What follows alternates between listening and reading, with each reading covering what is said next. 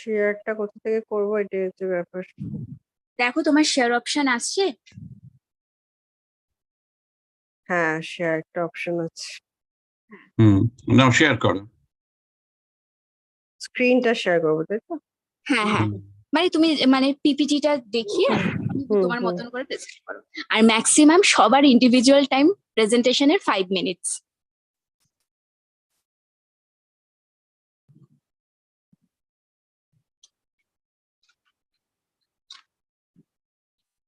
দেখা যাচ্ছে? হ্যাঁ দেখা যাচ্ছে।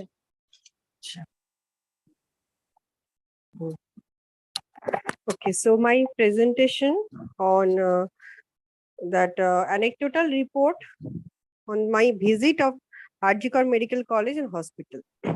So first step we have to know what is anecdotal report. An anecdotal হ্যাঁ হ্যাঁ স্যার, এটাকে একটু ঘুরিয়ে দাও, হরাইজন্টাল করে দাও ব্যাক চ্যানেল দিয়ে। দেখা যাচ্ছে? তা না হলে ওটা দেখা যাচ্ছে মানে। ও আচ্ছা, this is better. Yeah, now it is okay. So first of all, we have to know what is anecdotal report. An anecdotal report is a written account of a specific incident or observation that provides a detailed description of what happened and offer insight and analysis. The goal of the anecdotal report is to provide a clear and objective account of the incident or observation while also offering insight and recommendation for future action.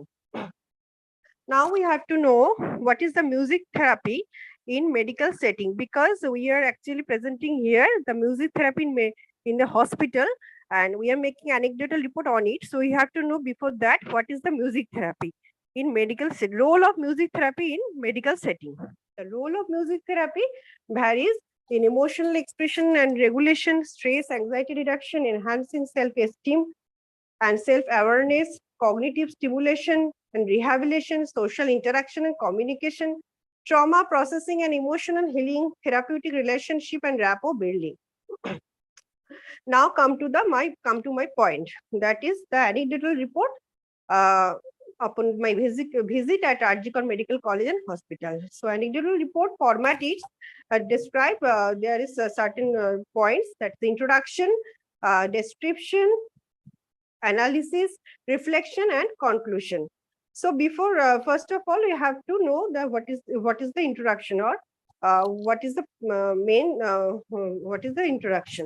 So introduction is, I have described here the situation of introduction, like my name, and I'm doing music therapy under RPRIT Institute, and we are asked to visit the RPRIT Hospital Medical College to get a practical training Trina. for 1 day.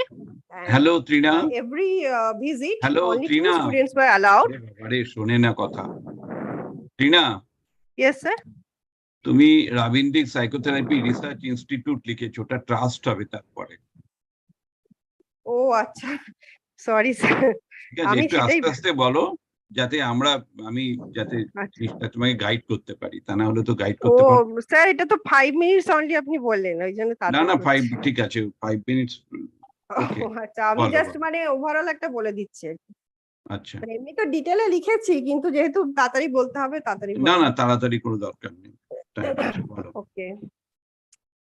So introduction was that I have written here, I'm a student of music therapy course under Rabindrik Psychotherapy Research Institute on Trust, and for practical training we were asked to visit RPRIT Medical College and Hospital that was situated in Belgachia, Kolkata, and we have asked to choose a date for visit.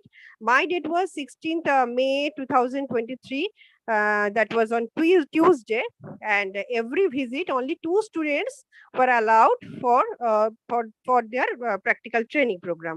And our therapist ma'am was Mrs. Devjani Banerjee. She was a teacher come guide, and she is working at RPRIT Medical College Hospital, and also as well as a PhD pursuer on music therapy upon depression under the West Bengal Health University. Now, next is description. That is the point. Second point of anecdotal report is description. Trina, hello Trina. হ্যাঁ sir বলুন। আমি বলেছি যে নাম দেবে না, হ্যাঁ ম্যাডামের নাম দিতে পারো কিন্তু পেশেন্টের নাম দেবে না। পেশেন্টের ইনিশিয়ালি স্যার নাম দেওয়া আছে, তারপরে আর কিন্তু আমি মেনশন করিনি, মানে ইনিশিয়ালি মিস্টার সরকার বলে দিতে পারো, কিন্তু হ্যাঁ ওই পুরো নামটা কখনো দেবে না। না হ্যাঁ আমি আর দিইনি, ওই একবারই দিয়েছি, প্রথমবার কি না দেওয়া না না, যাবে না? একবারই দেবে না, একেবারেই ও দেবে না। আচ্ছা আচ্ছা, একেবারেই দেবো ওটা না, ঠিক ওটা আছে। তুমি এথিক্সটাকে ভায়োলেট করছো। ও আচ্ছা ঠিক আছে, তাহলে মানে ওনার পার্সোনাল ডিটেলসটা, নাম ওগুলো দেওয়া একদম যাবে নয়, না। কিচ্ছু না। আচ্ছা আচ্ছা আচ্ছা আচ্ছা, ওকে, নট কারেকশন করে। হুম। Okay, to description. Our therapist ma'am called one teenager boy who is a client. He was 16 years old.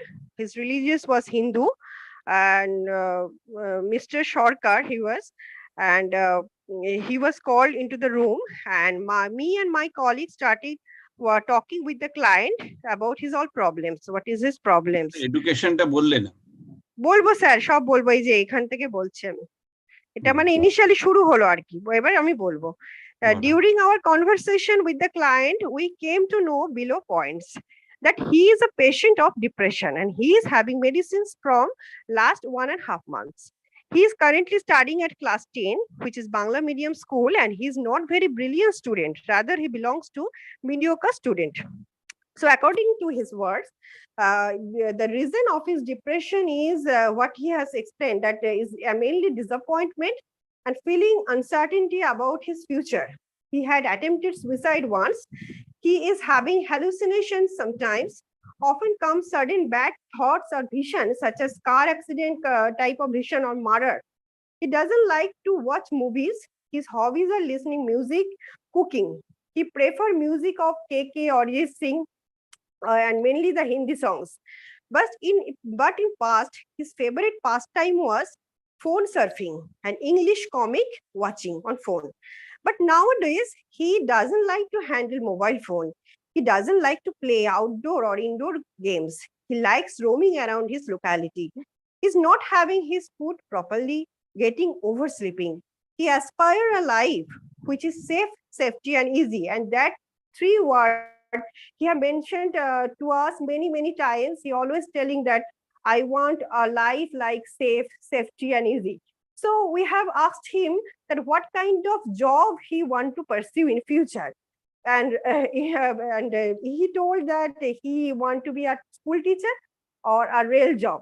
And then we have also explained that this is not a job which is related to safe, safety, easy, and every job requires lot of dedications and hard working. So none of the job is safe, safety, or easy. So we have tried to understand. Okay, about his family background. According to him, his father is a government teacher. আমার মনে হচ্ছে এটা কেটে যাচ্ছে নাকি? Okay, and his subject was Bengali. His elder brother is pursuing medical at Medical University at Jhargram. His relatives also come from very much academically uplifted background, and some of them are IAS, IPS officer. So next point of anecdotal report is analysis.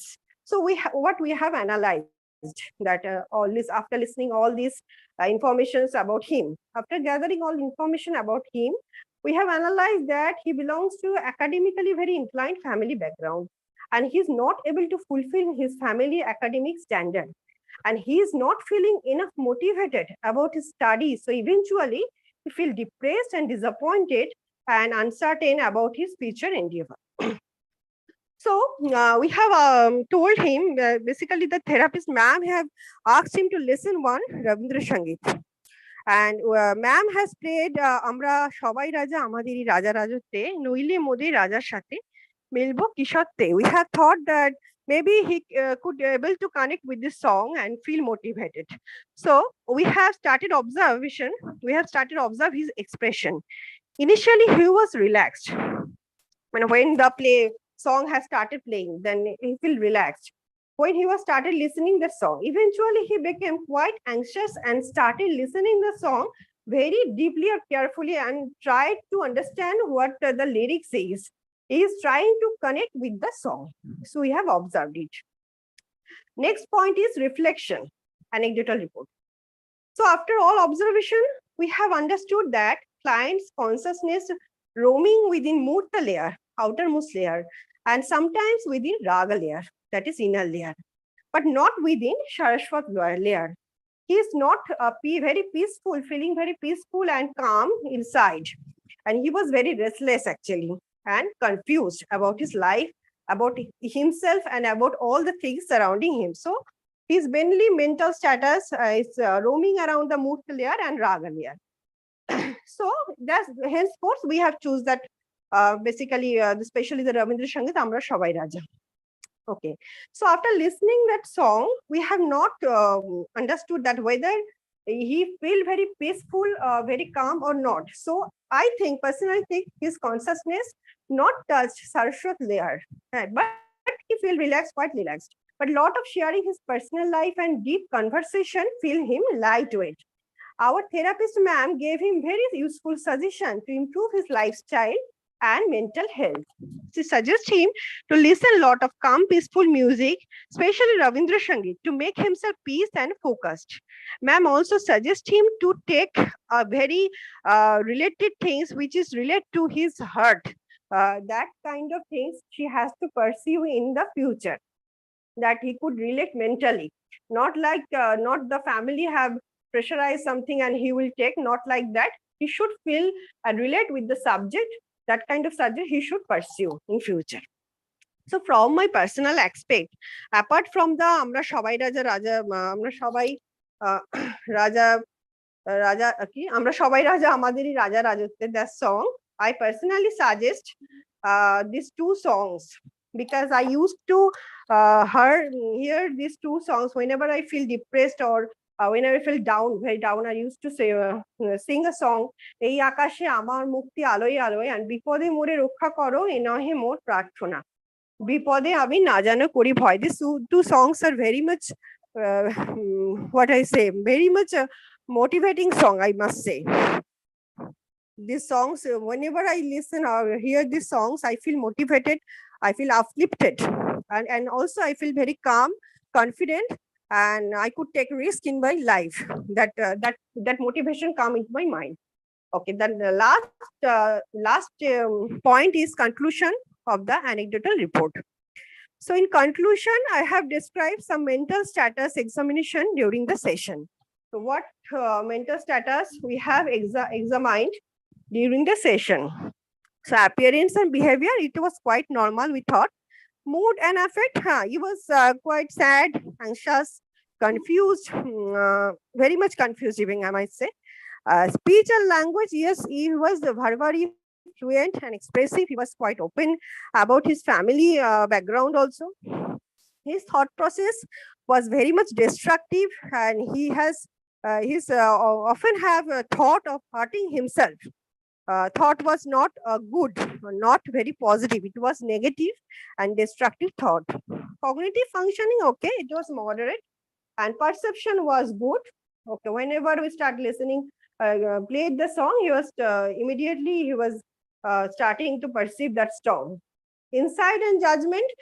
For insight and judgment, I personally think it requires more lesson to understand his actual insight and to judge his mentality, because we need it is my personal thinking that I need more session to observe him to come to our insight and judgment point. So overall, the client cooperate with us throughout the session. During the interaction with him, he was not too much shy to share his problem with us. He was quite open about his family background. So we do not think he suffering from severe depression. I personally think, and also our ma'am and the other colleague Priyanka, with all are personally think that she is suffering from moderate depression, and she is already taking the medicine for that. And I think it could help with some time, if we give him some time with some proper medication and therapist. It could heal after 2 months, 3 months, whatever take. It may take time, but it could help. This is not a severe depression patient or client. So that is my presentation was. Thank you very much. Okay, Trina, একটু জল খেয়ে নাও। হ্যাঁ sir.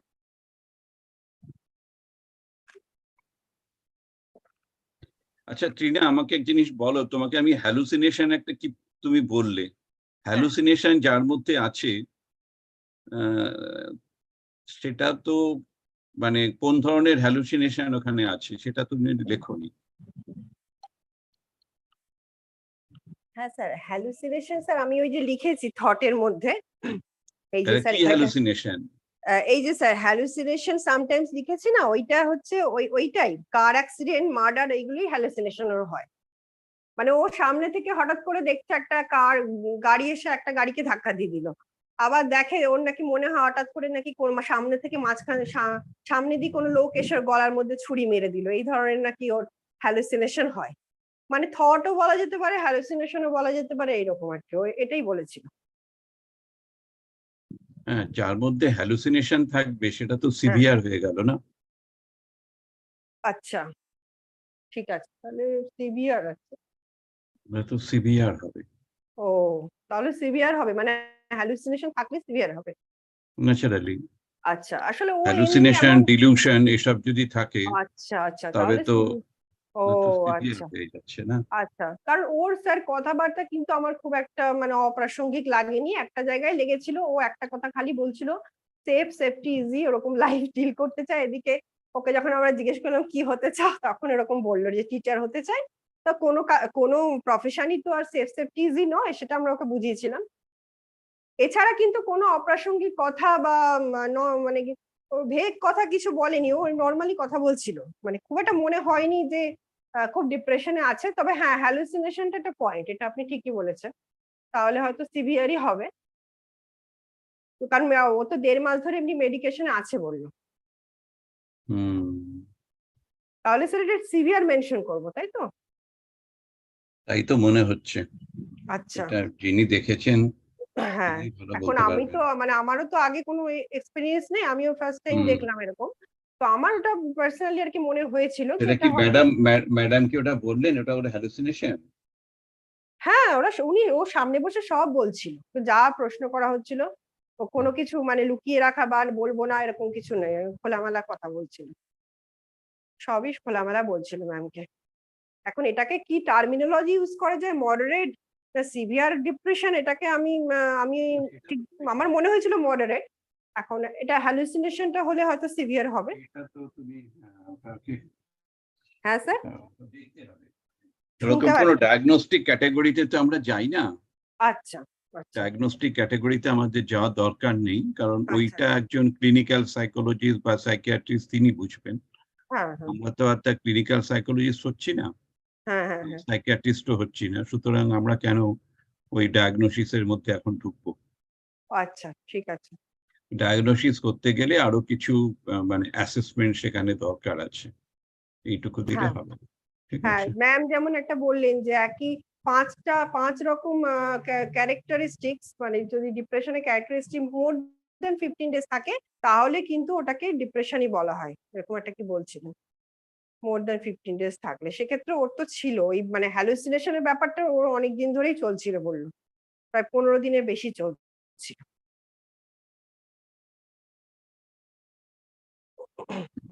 ওকে। হুম, আর তুমি যে গানটা select করলে সেটা based হ্যাঁ অন হোয়াট? হ্যাঁ তুমি যে হ্যাঁ হ্যাঁ দুটো হ্যাঁ গান সিলেক্টটা করলে না, হ্যাঁ হ্যাঁ হ্যাঁ হ্যাঁ মানে ওর যে কমপ্লেন্টস আছে হ্যাঁ বা হ্যাঁ যে ইটিওলজিটা আছে, হ্যাঁ ইটিওলজি মানে যে রিজন গুলো আছে হ্যাঁ হ্যাঁ হ্যাঁ, এইগুলোর সাথে তোমার গানটা কিভাবে রিলেট হচ্ছে? আচ্ছা, ওর যে প্রবলেমসটা আছে মানে ও হচ্ছে ফেস করতে ভয় পাচ্ছে আর কি, মানে যেহেতু ওর ফ্যামিলি ব্যাকগ্রাউন্ড একটা খুব একাডেমিক্যালি হাই স্ট্যান্ডার্ড ব্যাকগ্রাউন্ড, এবং ও সেইটাকে ফুলফিল করতে পারছে না, ও ফেস করতে ভয় পাচ্ছে, ওর যে সমস্যাগুলো লাইফের প্রবলেম গুলো ফেস করতে পারছে না। তো ওর একটা মানে ওর একটা ফিলিং অফ প্রথমত হচ্ছে প্রচন্ড ও নিজের থেকেই নিজেরটা স্ট্রেস নিয়ে নিচ্ছে, মানে আমি কি করব, আমি কি পারবো, আমার দাদা হচ্ছে মেডিকেল পড়ছে, আমার সেই কাকার ছেলে আইপিএস অফিসার, আমার মামার ছেলে এই, মানে এই যে চিন্তা ভাবনাগুলো, এটা কিন্তু ওকে ওর ফ্যামিলি যে খুব প্রেশার করছে সেটাও না, নিজের মধ্যে চিন্তা ভাবনাগুলো ঘুরছে এবং নিজেকে স্ট্রেস করছে।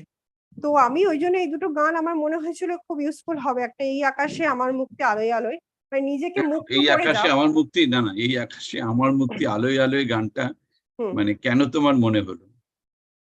এইটা মনে হলো কারণ নিজেকে আমি ওকে বলতে চাইছি তুমি নিজেকে মুক্ত করো আগে। এই যে তোমার মানসিক যে বাঁধন তুমি তৈরি করে রেখেছো, এটা কি বলছে, ও কি বলছে, সে কি বলছে, লোকের কথা শুনলে তো আমরা তো জীবনে বেঁচে থাকতে পারবো না। আমাকে আমাদের ব্যাপারটা বুঝে নিতে হবে। 5টা লোক 5টা কথা বলবে এবং সেটা শুনে আমরা যদি আর নিজেদের কি, আর মানে ওর তো দেখা যাচ্ছে একটা ভয় কাজ করছে, তাই না? হ্যাঁ হ্যাঁ, ভয় কাজ করছে। এই একটা ভয় ভয়টাকে কাজ করছে। ওভারকাম করার জন্য একটা তো হচ্ছে ভয়ের, নিজেকে ভয় রিলেটেড কোনো গান দিলে ভালো হতো না? ওই ভয় হতে অভয়, ওইটা বলছো? না না, আমি মারের সাগর পাড়ি দেব। হ্যাঁ, ওইটাও বলা যায়। আর এইটা হচ্ছে মানে ওইটাও বলা যায় স্যার, গান এই তো গানটা অনেকই তুমি তো আছে, ওটা অন্য গান অনেকই দিয়ে আছে। দিলে, মানে এই হ্যাঁ, গানটা সঙ্গে ওইটা কতটা ইটিওলজিটা ম্যাচ করছে না। ওই তুমি যদি আচ্ছা। আমি মারের সাগর পাড়ি দেব বা আমি ভয় করব না, ভয় করব না, হ্যাঁ, এটাও বলা এরকম, যেত। হ্যাঁ, হ্যাঁ এটাও বলা এরকম, যেত স্যার। এইরকম গানগুলো দিলে মনে হয় সেখানে কাজ করতো, মানে আচ্ছা এটা হতে পারে আর কি। আচ্ছা, আর সেটাও বিপদে হয়তো। মরে রক্ষা করে নয় মোর এটা কিন্তু এখানে শুট করবে না। আচ্ছা, মানে ওকে ওকে বেসিক্যালি এনার্জাইজ করতে হবে, হ্যাঁ এমন কিছু গান দিতে হবে যে গানের ভেতর দিয়ে ওকে এনার্জাইজ করতে হবে। আচ্ছা আর আচ্ছা, শুধু গান দিলে হবে না, গানটাকে অ্যাক্টিভিটির মধ্যে ফেলতে হবে, মানে গানটা দিয়ে যেন বিহেভিয়ারাল চেঞ্জ হয়,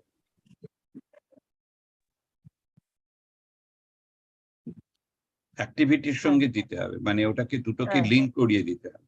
গানও হবে আচ্ছা, তার হ্যাঁ, সাথে হাত দিয়ে বা মানে তার একটা হুম, মুভমেন্ট দিয়ে আচ্ছা, মানে সেই নাচ, এক্সপ্রেশনটা থাকবে।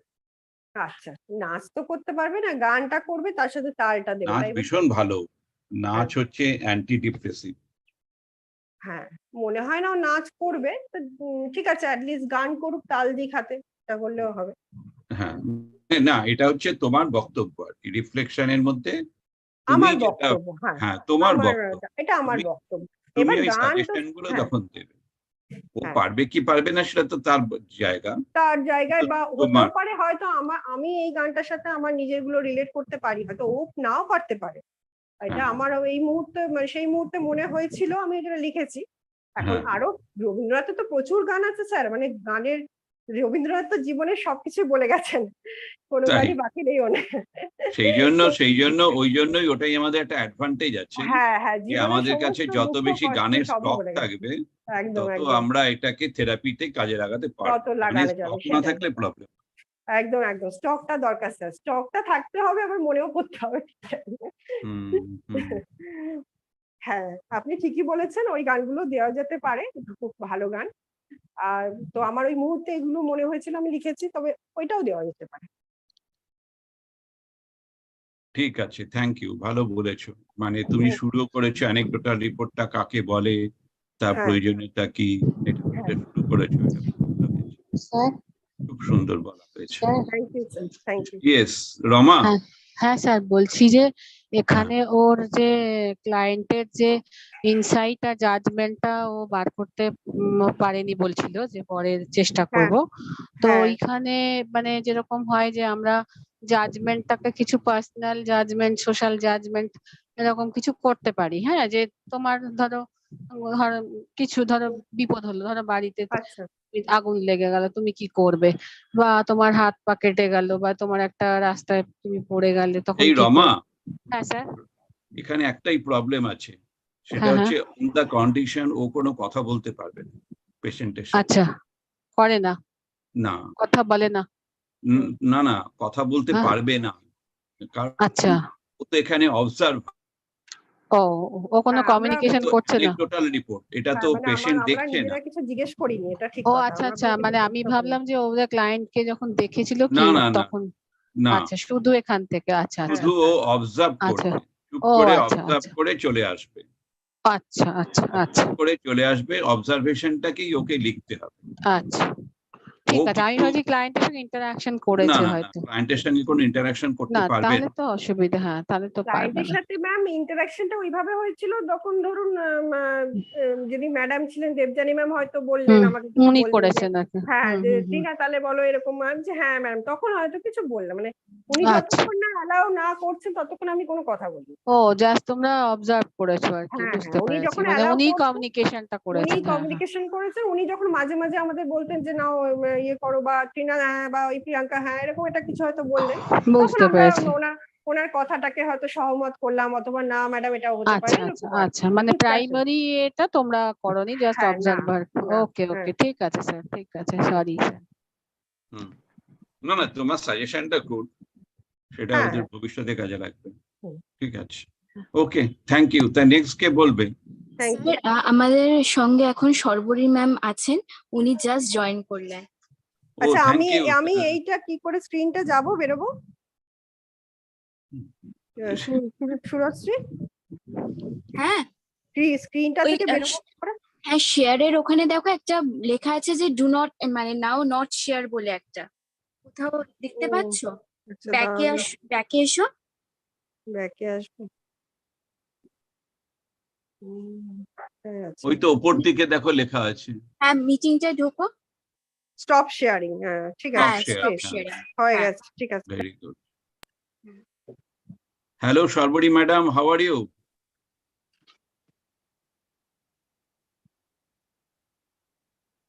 সর্বরী ম্যাডাম কেমন আছেন? যা, উনি নেই মনে হয়, আবার উনি আনমিউট করেননি, ওই জন্য কথা বলতে পারলাম না। ওকে, সুরশ্রী, এরপরে কি বলবে? হ্যাঁ, এরপরে কথা বলি দি, কথা বলি দি। হ্যাঁ আছি। হ্যাঁ, তুমি তাহলে স্ক্রিন শেয়ার করে স্টার্ট করে দাও। ওকে। আচ্ছা, কথাগুলি তার আগেই তোমাকে বলে রাখি, তুমি কি তোমার লেখার মধ্যে পেশেন্টের নাম লিখে রেখেছো? তবে সেটা মুছে দাও। না স্যার। Thank you, then it is okay. কেউ কিন্তু পেশেন্টের নাম লিখবে না, টাইটেল লিখতে পারো, নাম লিখবে না। স্যার, আমি কি আবার তাহলে মানে ওই নামটা মুছে দিয়ে আবার সাবমিট করতে হবে ওটা, নাকি? না, নামটা তো তোমাকে মুছে দিতেই মাস্ট। আচ্ছা, তাহলে আমি ওটা মুছে দিয়ে আবার সাবমিট করে দেবো। ঠিক আছে, ঠিক আছে। যদি যারা প্রেজেন্ট করতে চাইছো, কোথাও পেশেন্টের নাম লেখা থাকবে না, মানে কোথাও কোনো আইডেন্টিটি থাকতে পারবে না।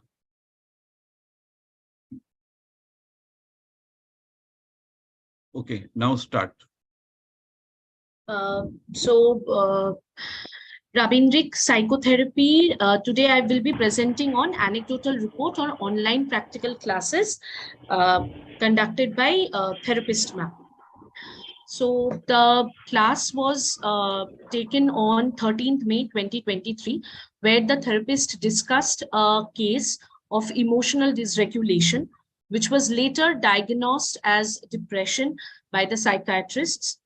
Therapist shared her experience in providing Rabindric music therapeutic intervention. কথা কলি ডিসরেগুলেশন, ডিআইএস হবে না ওটা? ডিআইএস হবে sir?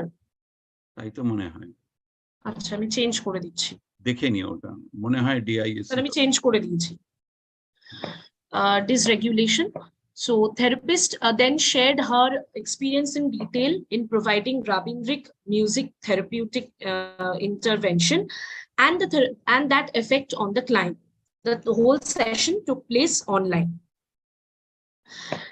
The presenting complaints with which the patient first came was crying spells, emotional outburst, disturbance in attention and concentration. Along with that, a little bit of anger management issues. During the first month, the therapist did not start any intervention, as there was a lot of emotional turmoil going on with the patient. So the therapist was more into a counseling session with the patient. And then gradually, the therapist introduced Rabindric music therapy. Initially, the patient could not relate. Hello, শোনো একটু শুনবে? হ্যাঁ, আমি তোমাদের দেখতে দেখতে তো বলছি, এই যখন লিখছে না ক্রাইং স্পেলস, হ্যাঁ ঠিক আছে, আমরা তো সাইকিয়াট্রিস্ট নই, ফলে ওই টার্মিনোলজি বলতে গেলে তখন ওখানে তোমাকে মানে ও কি করতো সেটা বলতে হবে, বিহেভিয়ারটা লিখতে হবে। আচ্ছা মানে ওর বিহেভিয়ারটা না লিখলে ওটা বোঝা যাবে না। যেরকম ওখানে তৃণা যেরকম হ্যালুসিনেশন বলে দিল, এবার হ্যালুসিনেশনের বিহেভিয়ারটা ও বলছে, সেইটা কিন্তু দরকার। মানে ক্রাইং স্যার স্পেলস এখানেই মানে তাহলে কি আমি হঠাৎ হঠাৎ চেঞ্জ, করে কানটা চলে আসে, হ্যাঁ নাকি ও কনস্ট্যান্ট কেঁদে যাচ্ছে, কি হয়, ক্রাইং স্পেলসটা কি? ক্রাইম স্পেল যতদূর আমার মনে আছে উনি যেরকম বলেছিলেন যে উইদাউট এনি রিজন হঠাৎ হঠাৎ করে কান্না পেত, মানে সেটাই তবে লেখো, বুঝতে পারতেন। হ্যাঁ হঠাৎ হঠাৎ করে কান্না এসে যায়।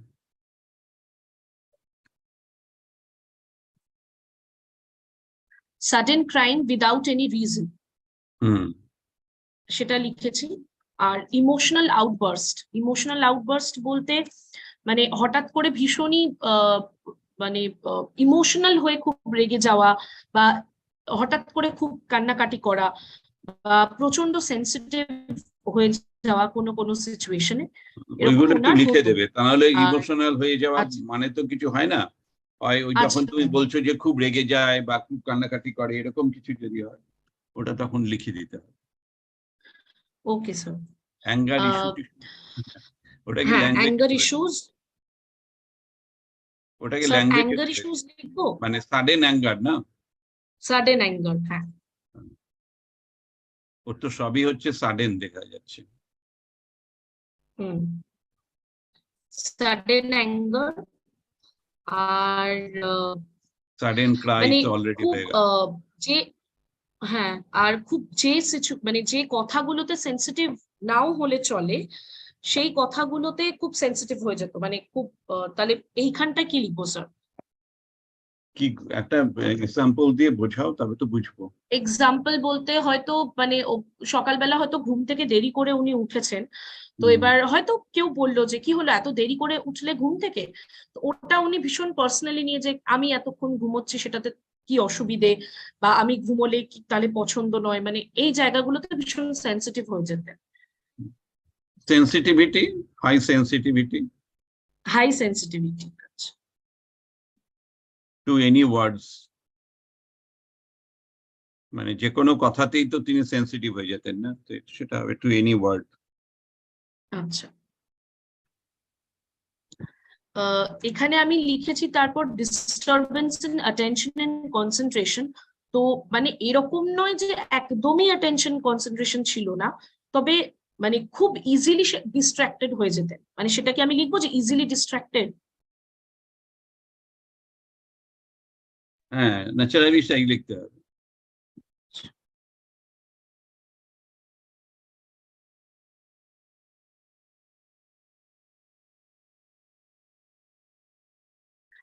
আচ্ছা, তো গেটিং ইজিলি ডিস্ট্রাক্টেড এই জিনিসটা হতো, মানে উনি হয়তো স্টার্ট করতেন কিন্তু মাঝে মাঝেই ডিস্ট্রাক্টেড হয়ে যেতেন।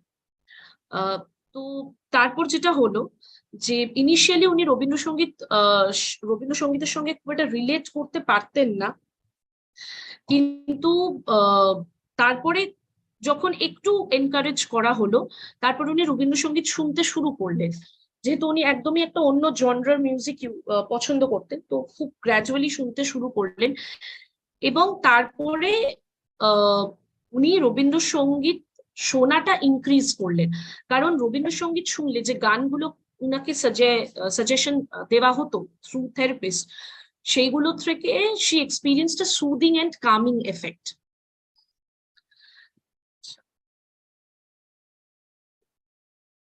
তারপরে নেক্সট যেটা হলো যে এই প্র্যাকটিক্যাল ক্লাস চলাকালীন থেরাপিস্ট উনাকে ফেসিলিটেট করলেন, এই যে online face to face interaction হলো, যে আমরা যারা ট্রেনি তাদের সঙ্গে উনার ইন্টারাকশন হলো, এবং সেখানে আমরা সবাই ভীষণ একটা এমপ্যাথিক অ্যান্ড নন জাজমেন্টাল অ্যাটিটিউড বা অ্যাপ্রোচ নিয়ে উনার সাথে কথা বলছিলাম।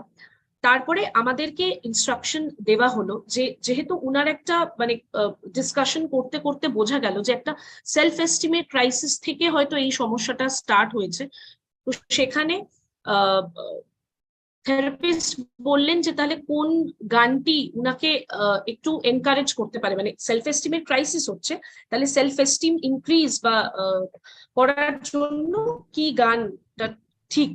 তো সেখানে ডিসকাশন করতে করতে এলো যে সংকোচেরও বিহ্বলতায় নিজের অপমান, এই গানটি স্টুডেন্টদেরকে গাইতে বলা হলো।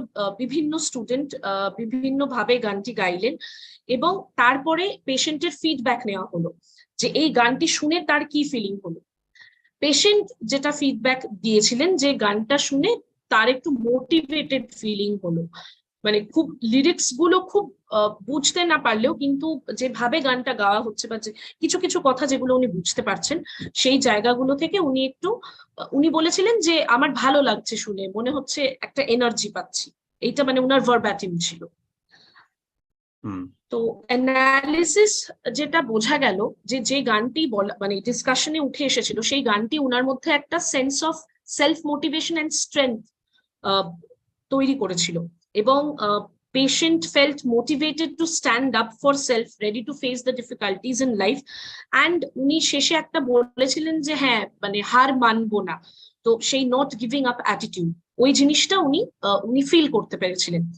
এবং এই গানটি উনাকে আরো এনকারেজ করে যে উনার যে ভয়ের বা সংকোচের জায়গাগুলো সেইগুলোকে উনি ফেস করবেন, সেগুলোর সাথে ডিল করবেন ওয়ান বাই ওয়ান, আর আস্তে আস্তে নিজের মধ্যে অনেকটা স্ট্রেংথ তৈরি করবেন যাতে রিয়েল লাইফ ওয়ার্ল্ডের যে যুদ্ধগুলো সেগুলো উনি মানে ডিল করতে পারেন বা সেই যুদ্ধতে উনি মানে সেই যুদ্ধ করে এগিয়ে যেতে পারেন, জীবন যুদ্ধে এগিয়ে যাওয়ার মতো একটা মোটিভেশন উনি পেয়েছিলেন। অ্যান্ড কনক্লুশন যেটা আমি বুঝেছি যে এই প্র্যাকটিক্যাল ক্লাস থেকে এটা এভিডেন্ট যে রবীন্দ্রসঙ্গীত একটা টোটাল চেঞ্জ আনতে পারে সেলফ পার্সপেক্টিভে, সেলফ কনসেপ্টে, এবং যখনই পার্সপেক্টিভ আর সেলফ কনসেপ্ট চেঞ্জ হচ্ছে তখনই মানে আমরা আরো সেলফ অ্যাওয়্যার হতে পারছি এবং আমরা যেভাবে আমাদের লাইফের ইস্যুস গুলোকে ডিল করি সেই ডিলিং এর যে পদ্ধতি সেখানে একটা চেঞ্জ চলে আসছে।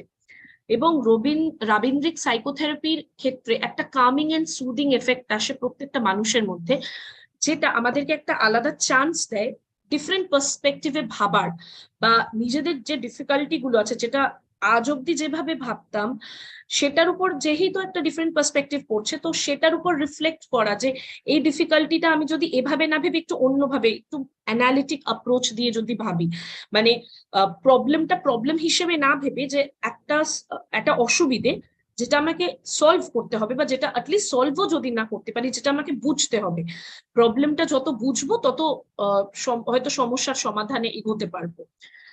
তো রবীন্দ্রসঙ্গীত এই জায়গাগুলোতে ফোকাস করে এবং মানুষকে আরো মানে দৃঢ় চেতা করে তৈরি করে বলে আমার মনে হয়। So this is my presentation.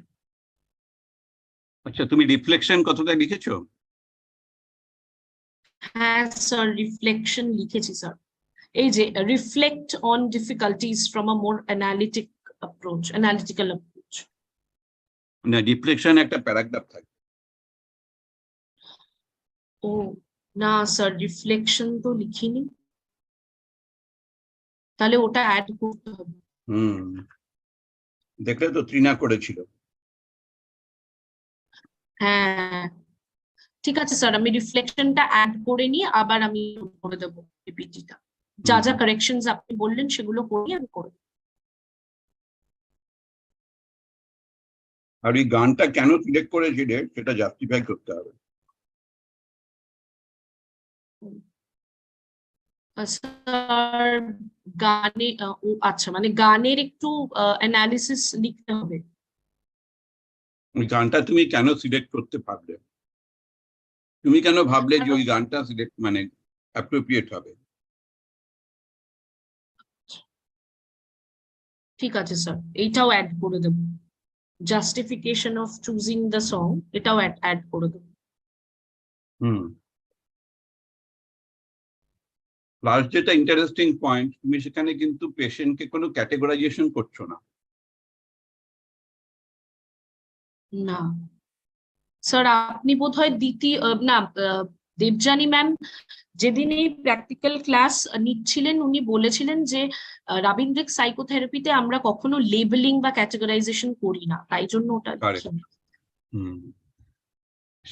সেইটাও মানে তোমার মানে তুমি যেটা শিখেছো আর কি, তুমি লিখেছো না রাবীন্দ্রিক সাইকোথেরাপি কি শিখলাম, তুমি এটাও শিখলে। এখানে যেটা দেখা হয় সেটা হচ্ছে শুধু কনসাসনেসের মধ্যে কিভাবে প্রভাবগুলো সৃষ্টি হয়, ইমেজগুলো কিভাবে প্রভাব তৈরি করে।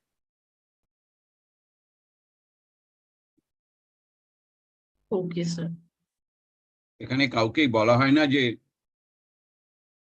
এটা ভুল এটা ঠিক, বুঝেছ? রবীন্দ্রনাথ বলছেন না, অন্ধকারে উৎস হতে উৎসারিত আলো, সেই তো তোমার ভালো। সকল দ্বন্দ্ব বিরোধ মাঝে জাগ্রত যে আলো, সেই তো তোমার ভালো। তো উনি বলছেন যে দ্বন্দ্ব থাক,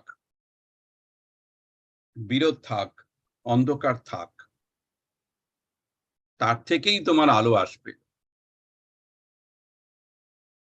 উনি কিন্তু কোথাও কোনো অন্ধকারকে বলছেন না যে এটা খুব খারাপ জিনিস, নেতিবাচক কিছু কিছু বলছেন না। রাবীন্দ্রিক সাইকোথেরাপিতে এটা একটা বিউটি, যেখানে কোনো রকম ক্যাটেগরাইজেশন হয় না।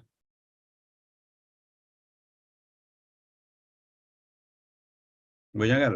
আমার ক্লিনিক্যাল এক্সপিরিয়েন্স আছে বলে আমি এগুলো বলতে পারি, এটা ডিপ্রেশন কি অমুক টমুক।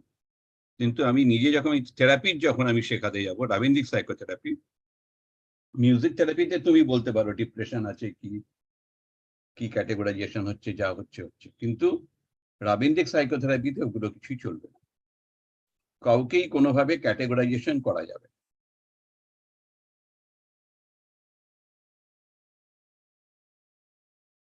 এই জন্য খুব কঠিন এই থেরাপিটা। ভালো করে শেখো, দেখবে এর মধ্যে অনেক কিছু পাবে যেটা কেউ অনেকেই জানে না। আচ্ছা Surashree, who is the next? Sudipta the, Sudipta ma'am. Prita ma'am এসছেন? এই তো সুদীপ্তা ম্যাম। উনি তো মিউট করে রেখেছেন। Please unmute. Sharmari ma'am join করে গেছেন। হ্যাঁ কি শোনা যাচ্ছে? তখন শোনা যাচ্ছিল না, বাবা অনমিউট আপনার ছিল। কথাগুলো ভেঙে ভেঙে যাচ্ছিল। আমি হ্যাঁ, আর নেটওয়ার্কটা তখন মানে পেয়েছিলাম কিন্তু খুব ভালো করে পাচ্ছিলাম না, এখন তাও একটু পাচ্ছি। আপনি কলকাতা ফিরে এসেছেন? হ্যাঁ, আমাদের কালকে সকালে বেরোবো এখান থেকে, তো আমি কালকে দুপুরবেলার মধ্যে ফিরে আসবো। ও আচ্ছা, ওই জন্য আপনার অসুবিধা হচ্ছে। আপনি এখনো দার্জিলিং এ আছেন বাবা? হ্যাঁ, ওই জন্য মানে কানেকশনটাতে খুব প্রবলেম হচ্ছে। এখানে বিএসএনএল একেবারেই নেই, আমি জিও থেকে ইয়ে করেছি, মানে কানেক্ট করেছি জিও ফোনের ইন্টারনেট থেকে। ভিডিও অন করলে আমি জানি না কতটা থাকবে, এই যদি থাকে। না না, আপনার কোনো চিন্তা নেই, এগুলো সবটাই ইউটিউবে হচ্ছে, আপনি ইউটিউব থেকে পরে শুনে নেবেন। হ্যাঁ, আমি এখন অনেকটা শুনলাম, প্রেজেন্টেশন গুলো দেখছিলাম আমি, যারা পিপিটি যেগুলো বিষয় ভালো লাগছিল? সেগুলো দেখেছি আমি এখন। হ্যাঁ, কেমন আমি সেগুলো লাগছে এগুলো? দেখছিলাম যে না ভালোই, গানগুলো যেভাবে মানে গানের প্রয়োগ যেভাবে বলছেন সবাই যে জায়গাগুলোতে, সেগুলোতে আমার খুব ভালো লাগছে আর কি সেই বিষয়গুলো। আচ্ছা, দেখি এবার কে আবার কে বলবে এখন। সুদীপ্তা, তুমি কি বলবে? স্যার সুদীপ্তা দিকে আমি টেক্সট করেছি, এখন অর্পণ দা প্রেজেন্ট করুক। ঠিক আছে, অর্পণ প্রেজেন্ট করো।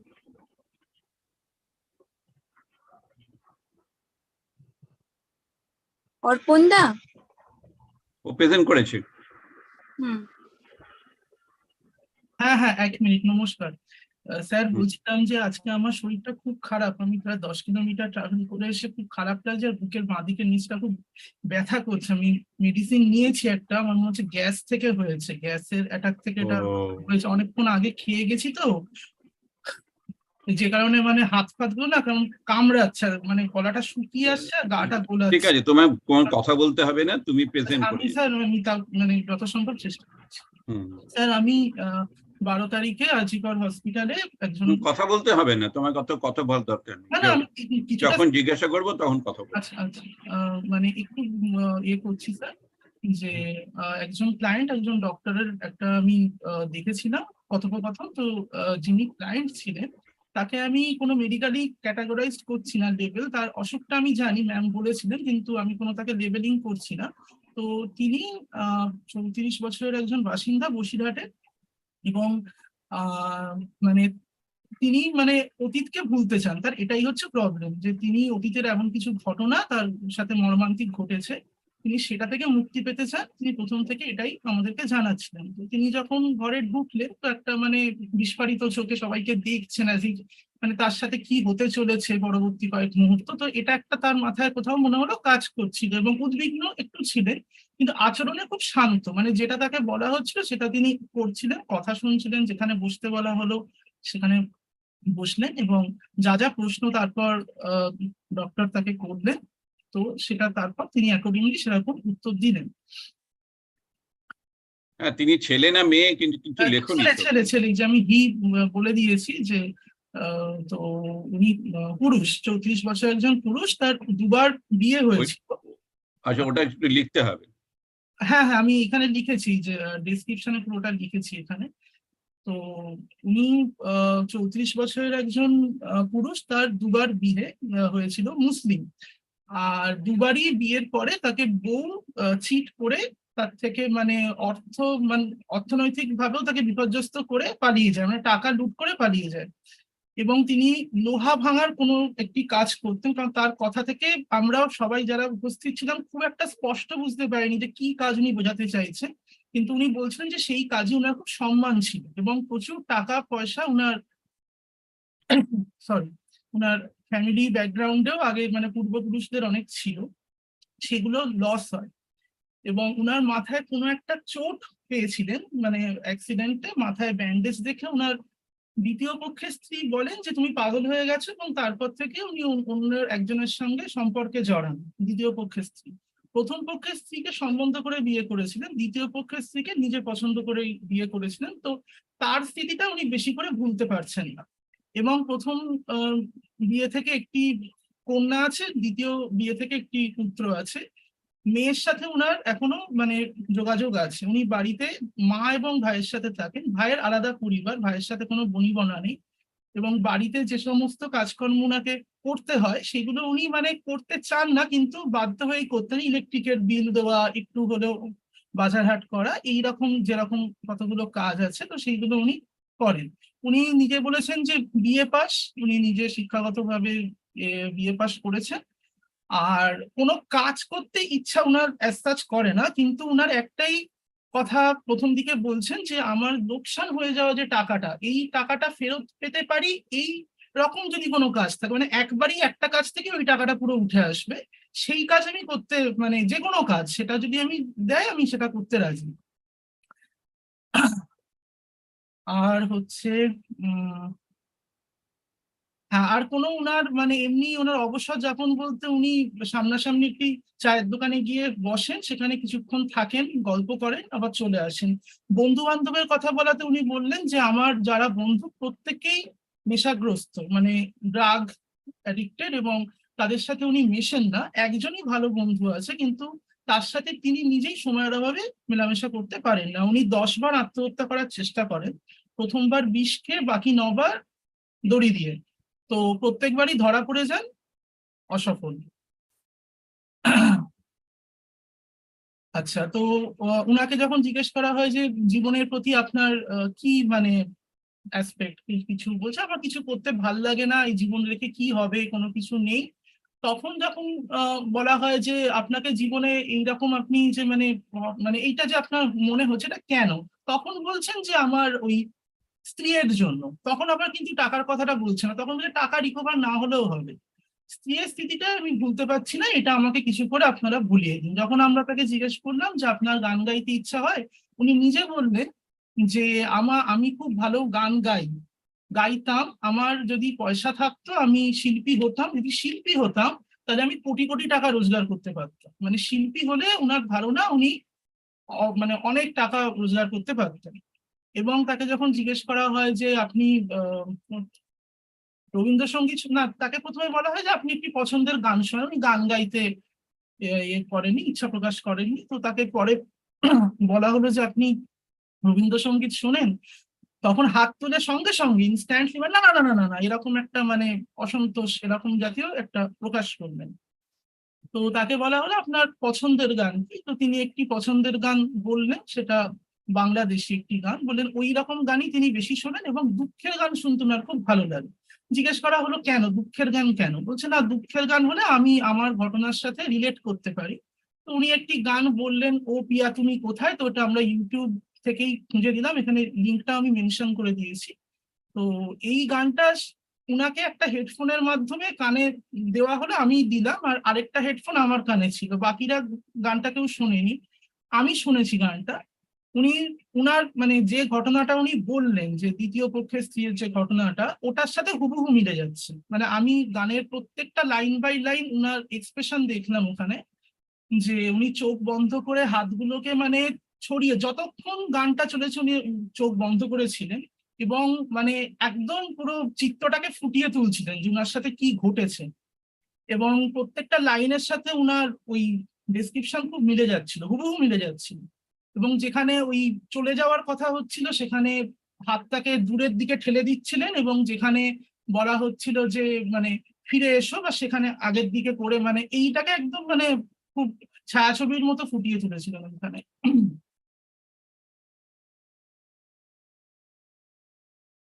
উনার সর্বতভাবে সবকিছু দেখে এবং গানটা শেষ হওয়ার পর মুহূর্তে উনি নিজে থেকেই কান থেকে তৎক্ষণাৎ খুলে জিনিসটা ফেরত দিলেন, এবং আর কয়েকটা প্রশ্নের পর তাকে যখন চলে যেতে বলা হলো তিনি খুবই শান্তভাবে সবাইকেই মানে good bye sir, good bye ma'am এরকম সবাইকে বলেই চলে গেলেন। ওনার ওভারঅল সব জিনিসেই খুব একটা কামনেস ছিল, মানে উত্তেজনা খুব একটা ছিল না, কিন্তু কথাগুলো একটু অসংলগ্ন ছিল। যেমন প্রথমে উনি বলছেন যে আমি হারিয়ে যাওয়া টাকাটা ফেরত পাওয়াটাই উনার একমাত্র লক্ষ্য, ওটাই উনার সব থেকে বড় যন্ত্রণা। আবার পরক্ষণেই বলছেন যে ওটা না পেলেও হবে, ওটা উনার ওই যেটা স্ত্রীর যে স্মৃতি, ওটা হচ্ছে মানে মোর ইম্পর্টেন্ট দ্যান দ্যাট। আর হচ্ছে যে উনি যদি আর্টিস্ট হতেন তাহলে উনি নাকি বিশাল মানে ধনী হতে পারতেন। তো এটাও কোথাও একটু তো অসংলগ্ন মনে হলো, কারণ অনেক আর্টিস্টই তো উনি নিশ্চয়ই দেখেছেন। যাই হোক, তো আর যখন উনি ড্রাগস এইসব নিতেন, তো তখন বললেন যে উনি গাঁজাটাকে রোজ নিতেন। আবার কিছুক্ষণ পরে বললেন যে গাঁজাটা উনি জীবনে একবারই নিয়েছিলেন। তো কথাবার্তাতে একটু তো অসংলগ্নতা ছিল, একবারই এক্ষুনি একটা বলে পরক্ষণই অন্যরকম বলছেন, সেটারই অ্যাডভার্স হয়ে যাচ্ছে সেটার থেকে সেটা। একটু তুমি শর্ট করো, হ্যাঁ ক্লাস আছে। হ্যাঁ হ্যাঁ হ্যাঁ। তো আমার স্যার এটা দেখে মনে হলো উনি যেহেতু রিফ্লেকশনে বলতে চাই যে উনি যেহেতু সঙ্গীত ভালোবাসেন, তাই উনারকে উনি যদি সঙ্গীতের সাথে আরো মানে যুক্ত হন, উনার এটা উনাকে কিওর করতে সাহায্য করবে। এবং রবীন্দ্রসঙ্গীতের যেহেতু কোনো রকম বোধ উনার নেই, হয়তো সেটা পরিবেশের প্রভাবও হতে পারে, যে উনার বেড়ে ওঠা সবকিছুই তার উপর ডিপেন্ড করছে। তো আমার মনে হয় রবীন্দ্রসঙ্গীত একটা ডেইলি প্র্যাকটিসের মাধ্যমে এক্সপার্টের আন্ডারে, তো উনার মধ্যে সেই চেতনাটা হবে, আস্তে আস্তে সেই বোধটা হবে, এবং উনি একদিন নিজেও হয়তো গাইবেন তার সাথে গলা মিলিয়ে। এবং এভাবেই পুরো মুক্ত থেকে সারস্বত লেয়ারে যখন উনার মানে অবতরণ হবে, উন্নতির পথে উনি যাবে, তখন উনার যে কোশ্চেন গুলো যেগুলো ওনাকে পীড়া দিচ্ছে, যন্ত্রণা দিচ্ছে, সেগুলো উপলব্ধির মাধ্যমে উনি নিজেই এই জায়গা থেকে বেরিয়ে আসবেন। কিন্তু বাড়ির লোকের সাথে একটু কথা বলা দরকার, কারণ উনি আবার মানে হসপিটাল থেকে যাওয়ার পর আবার মানে ওই লাইফে যাতে ফেরত না যান, ড্রাগ আসক্তির যে জায়গাতে, সেটা একটু বাড়ির লোকের সাথে আমার মনে হয় কথা বলা দরকার। আর এই ক্ষেত্রে আমার আরেকটা জিনিস মনে হলো যে উনি যদি কোনো রকম গঠনমূলক কাজে, কোনো একটা সৎ ভালো কাজে আবার যুক্ত হতে পারে, তাহলে স্বাভাবিক লাইফে খুবই তাড়াতাড়ি ফিরে আসতে পারবেন। এবং উনার অ্যাটিটিউড দেখে যেটা মনে হলো, উনি শিক্ষিত যেটা উনি নিজে বললেন, তো আমার মনে হয় উনি উনার রিয়েলাইজেশনের মাধ্যমে এটা তাড়াতাড়ি উনি ইমপ্রুভ করতে পারবেন। আর রবীন্দ্রসঙ্গীত উনাকে খুবই হেল্প করবে এই ব্যাপারে। এটাই ওভারঅল স্যার আমার প্রেজেন্টেশন। Thank you. তোমার মতে কোন রবীন্দ্রসঙ্গীতটা প্রয়োগ করলে এখানে কাজ করতো?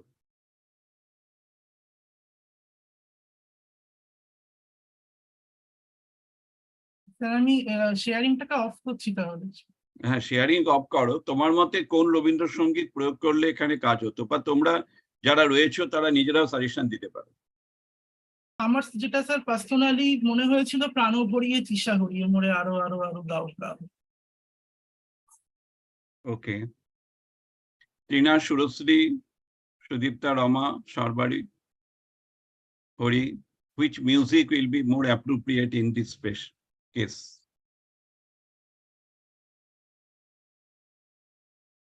Any idea? Which Rabindra Sangit?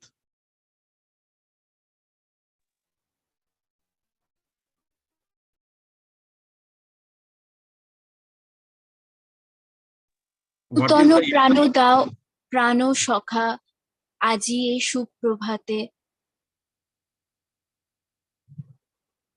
এই গানটার কথা আমার মনে হচ্ছে। আচ্ছা,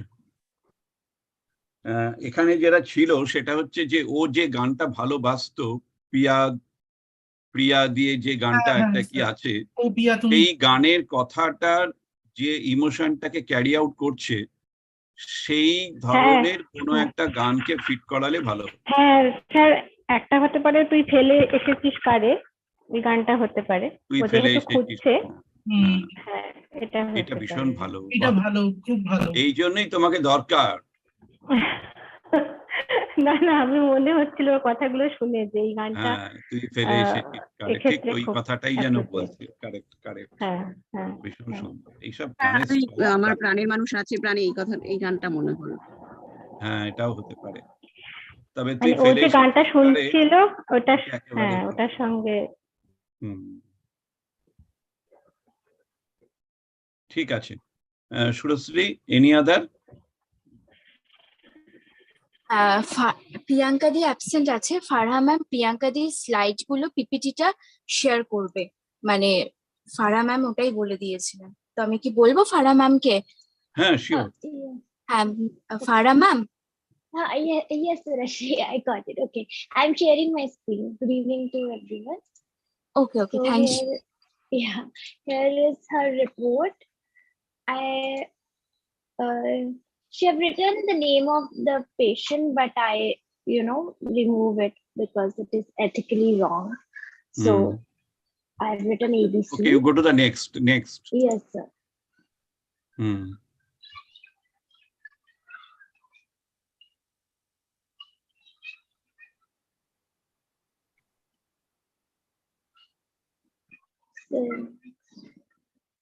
ওকে, next.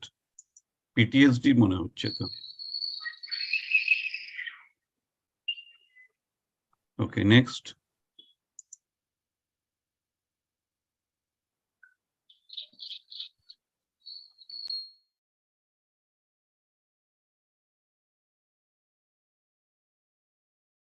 Okay, next.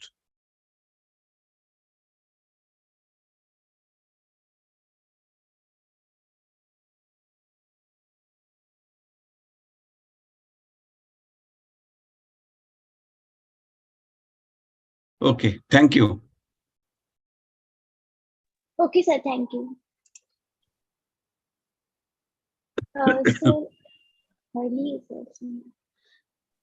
Sir, Sudipta di text করেছে যে সুদীপ্তা দি এখন আউট অফ স্টেশন রয়েছে, তাই পিপিটিটা রেডি করতে পারেনি, এটাই ইনফরমেশনটা জানিয়েছে। ওকে, আর আমি ছাড়া আর কেউ বাকি নেই। তুমি তোমারটা করো। হ্যাঁ,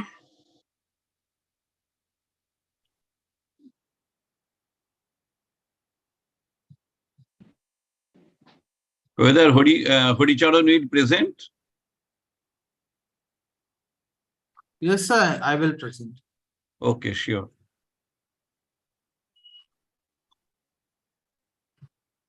Sir, shall I present now or afterwards, sir? After this one. Okay.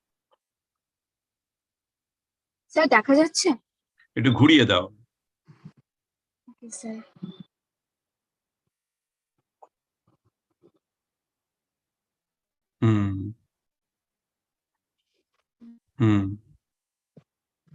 Next হ্যাঁ নেক্সট ইন্ট্রোডাকশনটা রাখো। আজ হ্যাঁ স্যার,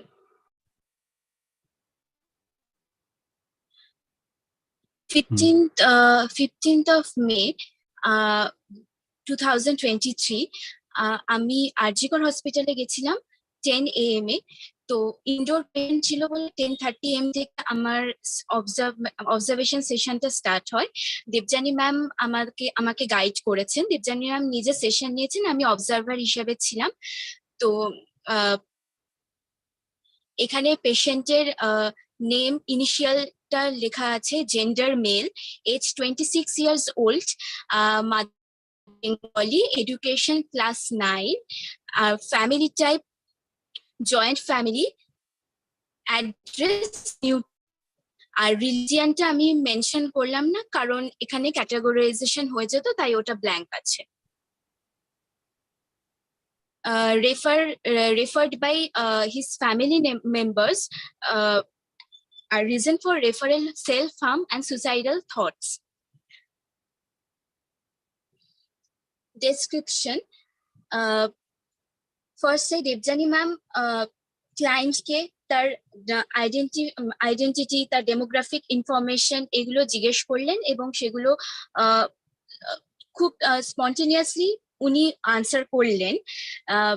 তারপরে দেবযানী ম্যাম মেন যে পয়েন্টটা, যে তার প্রবলেমটা কি সেটার জন্য বললেন যে সে ফ্রিলি ওই রুমটাতে বলতে পারে, সেটা সিক্রেটই রাখা হবে, আর কেউ ওটা শুনবে না।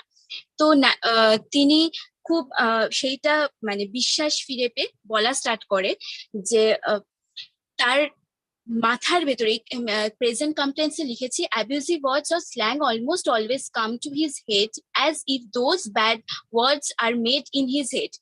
তিনি বলেন যে তার মাথার ভেতরে এই স্ল্যাং ওয়ার্ডস, অ্যাবিউজিভ ওয়ার্ড গুলো অটোমেটিক্যালি চলে আসছে বা তৈরি হচ্ছে, এবং কোনো ভগবানকে, he saw God, slang came to his head, he and then got very scared in his mind because God will punish him.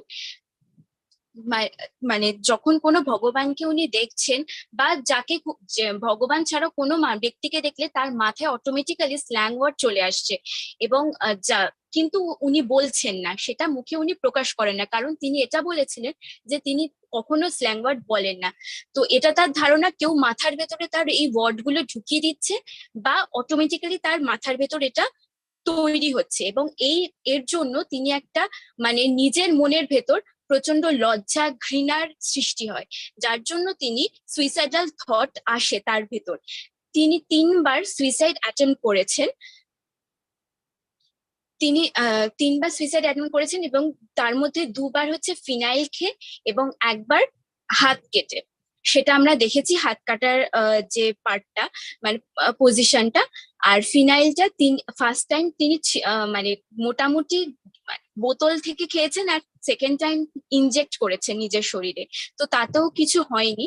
তো এখনো তার ভেতরে সুইসাইডাল থট আছে, এবং আমি যে সেশনটা ফেস করেছি সেটা একদম ডে 1, সেটাই হচ্ছিল তার ফার্স্ট সেশন। তো ন্যাচারালি সেটা মানে কোনো ইমপ্রুভমেন্ট দেখতে পাইনি, মানে সেই প্রথম যে তিনি প্রবলেম গুলো নিয়ে এসলেন, তো সেইটাই তিনি বলছেন যে তার ভেতর এখনো মরে যেতে ইচ্ছা করে। তিনি বারবারই বলছিলেন কথা বলার মাঝখানে, আমার ভালো লাগছে না, আমার মরে যাওয়াই উচিত, এছাড়া আর কোনো রাস্তা নেই। তিনি সাবস্টিটিউট ওয়ে আর ভেবে পাচ্ছেন না, কারণ তার মাথার ভেতরে স্ল্যাং ওয়ার্ড বা এইসব চিন্তাধারা এসেই যাচ্ছে।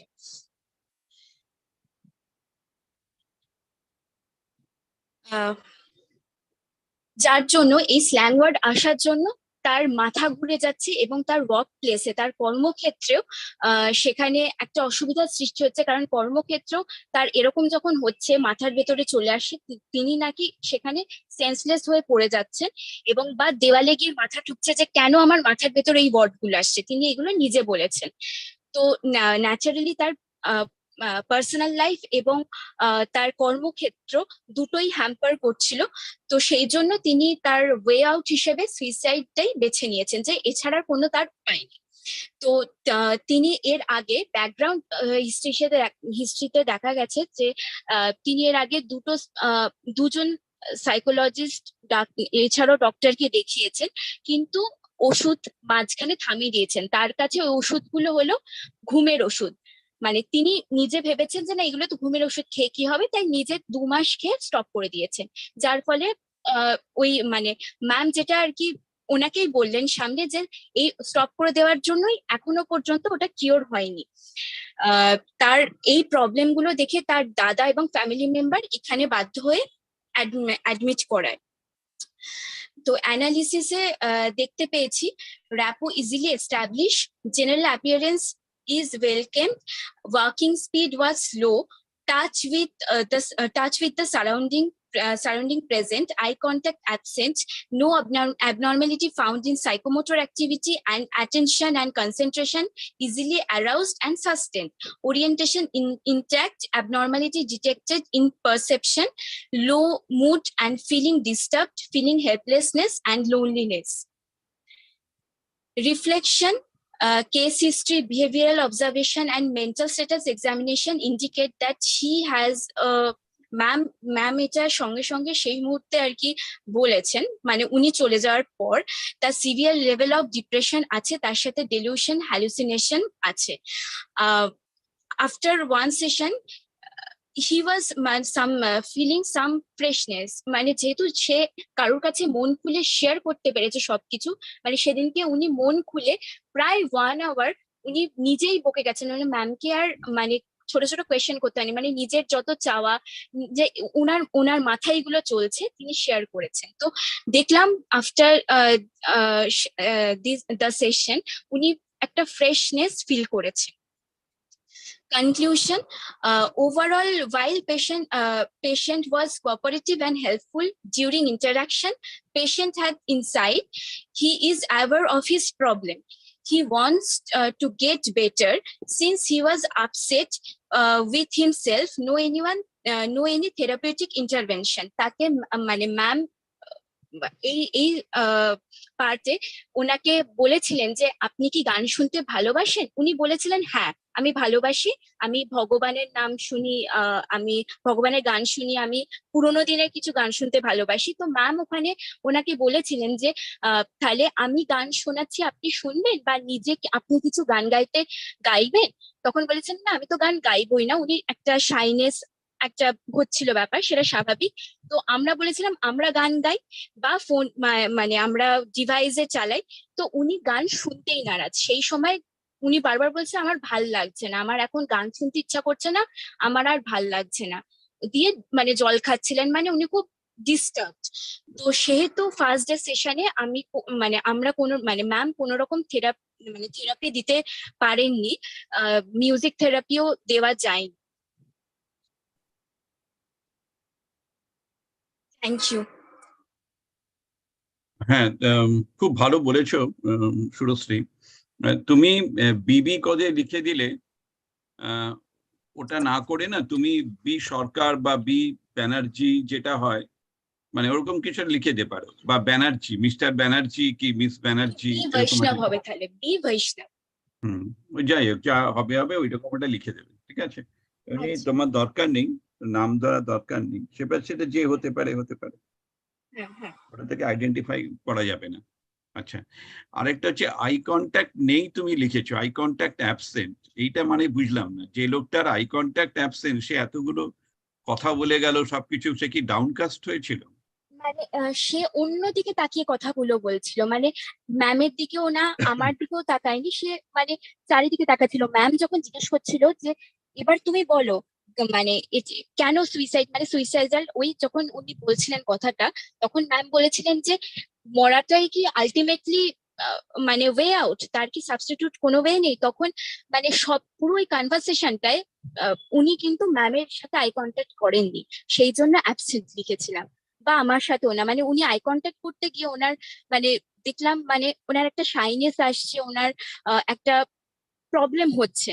ম্যাম মানে সেই জন্য বারবারই বলছিলেন আমার চোখের দিকে তাকাও, আমার চোখের দিকে তাকিয়ে কথা বলো, সেই জন্য অ্যাবসেন্ট লিখেছি। আচ্ছা, আর তুমি হলে কোন গান সাজেস্ট করতে? ধরো দুদিন পরেই সেই পেশেন্ট এলো, তবেই তুমি কি গান সাজেস্ট করতে?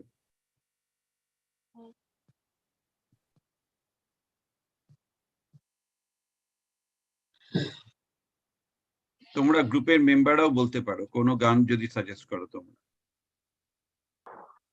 হ্যাঁ, আমার একটা কথা মনে হচ্ছে, শোনা যাচ্ছে? হ্যাঁ, যেটা হচ্ছে উনি তো খুব যে যে যে মানে ভগবান বা ইত্যাদি যে কথাগুলো এলো প্রসঙ্গ, যে কাউকে দেখলে তার মানে মনের মধ্যে বাজে কথা আসছে, শব্দ আসছে ইত্যাদি যে প্রসঙ্গগুলো। তো একটা গান আছে না, যদি ঝড়েরও মেঘেরও মতো আমি ধাই, ওখানে একটা গান আছে, ওই অপপ পুরুষও দিনহীন আমি এসেছি পাপেরও কুলে, তবে দয়া করো হে। আমার মনে হচ্ছে ওই গানটা হয়তো এখানে ওনাকে শোনানো যেতে পারে, কারণ এখানে একদমই নিজেই ম্যাম। হ্যাঁ, উনি কিন্তু শ্রীকৃষ্ণ গোপাল, মানে উনি ইনফ্যাক্ট বৈষ্ণব ধর্মে দীক্ষিত। তো বারবারই বলছে উনি মন্দিরে মন্দিরে ঘুরে বেড়ান, বলেছে। হ্যাঁ, কিন্তু তাও যে ওনার কাউকে দেখলেই এরকম বাজে কথা বলতে ইচ্ছে করছে বা ইত্যাদি, তো ওই গানে রয়েছে এসেছে পাপের কুলে ওর মনে দয়া করো হে, দয়া করো হে। তো ওই গানটা আমার মনে হয়, বা ওর সঙ্গে যে বেদ গান যেটা ইয়াদে আমি প্রস্ফুরা নিব, ওটা তো ওইটাই বাংলা, যদি ঝড়েরও মেঘেরও মতো আমি ধাই হে চঞ্চল, এটা আমার মনে হয় যে এই ক্ষেত্রে হয়তো প্রয়োগ করা যেতে পারে, শোনানো যেতে পারে। ওকে, থ্যাংক ইউ, এটা তো খুব ভালো। আর কোনো সাজেশন কারোর আছে? আরেকটা গান স্যার আমার মনে হলো, আমারে তুমি অশেষ করেছো, এই গানটা, অথবা জগতে তুমি রাজা, এই দুটো গান। মানে গান বললে হবে না, জাস্টিফাই করতে হবে। হ্যাঁ, মানে আমারে তুমি অশেষ করেছো এমনই লীলা তব, এই কথাটার মধ্যেও যেহেতু উনি ভগবানের একটা আরাধ্য ভাবে ভাবেন, তাহলে উনি যদি ভগবানের কাছে নিজেকে সমর্পিত করে দেন, মানে উনি এটা যদি ভাবেন যে ভগবান আমাকে যতটুকু যা কিছু এখনো দিয়েছেন সেটা অশেষ, মানে এই ফিলিংটা মানে কেন উনি ভগবান ভগবান করছেন আগে সেটা তোমাকে ভাবতে হবে। ভগবানের কাছে পাঠিয়ে দিলে তো ভগবান ওকে অ্যাকসেপ্ট করবে না, তোমাকে এটা বুঝতে হবে। সেটার জন্যই তাহলে ওইটা তুমি ছেড়েছিলে ভুলেছিলে, ওইটাও দশা হয়েছে। হ্যাঁ, মানে উনার ইটিওলজিটা কি, উনার যদি ইটিওলজিটা তুমি দেখো, মানে একজন মানুষের মনের মধ্যে সারাক্ষণ স্ল্যাং শব্দটা চলে আসছে, ঠিক আছে? তো মানুষের মধ্যে কখন স্ল্যাং আসে? দুটো কারণে আসতে পারে। একটা হতে পারে যে আমি কাউকে স্ল্যাং বলতে চাইছিলাম কিন্তু আমি স্ল্যাং বলতে পারিনি, সেটার জন্য হতে পারে। অথবা হতে পারে আমার মধ্যে কোনো একটা ভয়, কোনো একটা কারোর প্রতি আমার মানে কোনো একটা নেগেটিভ অ্যাটিটিউড, কিছু একটা নেগেটিভ ফিলিং ইত্যাদি আমার আছে, যে যাকে আমি কিছু একটা বলতে চাইছি কিন্তু সেটা আমি বলতেও পারছি না, এমনও হতে পারে। অথবা হতে পারে আমার মনের মধ্যে আজে বাজে চিন্তাগুলো আসছে, যে চিন্তাগুলোর জন্য আমি নিজেকে খুব ডিস্টার্ব বোধ করছি। তার ফলে আমি সারাদিন কি করব? সারাদিন যেটা আমি করব সেটা হচ্ছে যে আমি বেশি কাজকর্ম করব না, আমি তো সারাক্ষণ ওইসব নিয়েই ভাববো। সেই জন্য আমার ধারণা যেটা, সেটা হচ্ছে যে আলোকের এই ঝর্ণা ধারায় ধুইয়ে দাও, এই গানটা হয়তো অ্যাপ্লিকেবল হলেও হতে পারে। স্যার, আমার আরেকটা গান মনে পড়লো, অতুল প্রসাদ সেনের গান, আমি অকৃতি অধম বলেও তো তুমি কম করে মরে দাওনি। হ্যাঁ, তোমরা ঈশ্বরকে নিয়ে টানাটানি করছো, আমি ঈশ্বরের থেকে সরে যাচ্ছি।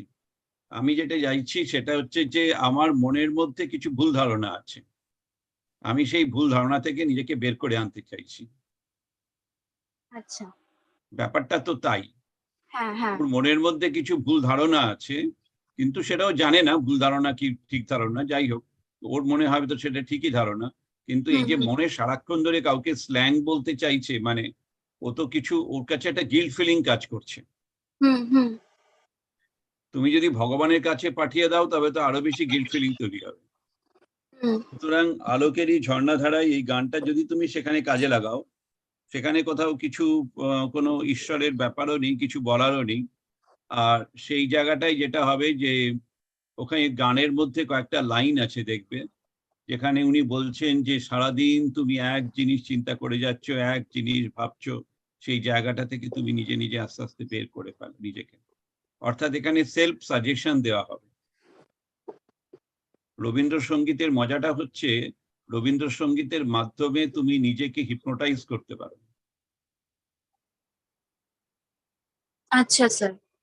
যেটাকে বলছে মানে সাজেস্টিবিলিটি, তুমি নিজেকে সাজেস্ট করতে পারো, নিজেকেই নিজেকে পথ দেখাতে পারো। এটা রবীন্দ্রসঙ্গীতের একটা অদ্ভুত জিনিস।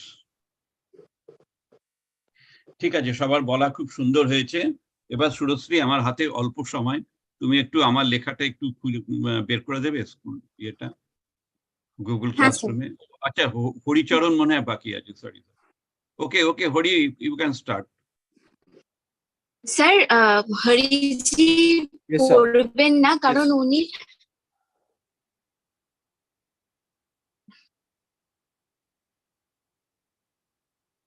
স্যার হরিজি আসলে আমাদের অনলাইন যে কেস মানে আমরা যে অবজার্ভ করেছিলাম বা অফলাইন, উনি কোনোটারই এক্সপোজার উনি পাননি, তাই জন্য আর কি উনি সম্ভবত পিপিটি রেডি করতে পারেন না। অন্য কোনো একটা কেস নিয়ে উনি বলবেন, সেটা তো পারা আচ্ছা যাবে। আচ্ছা, হ্যাঁ হ্যাঁ, উনি একটা কেস নিয়ে বলবেন, সেটা দেখা যাক কি উনি বলেন। তুমি রিকোয়েস্ট করো ওনাকে। হরিজি, হরিজি, Yes. হ্যাঁ please, please share your PPT. Yeah.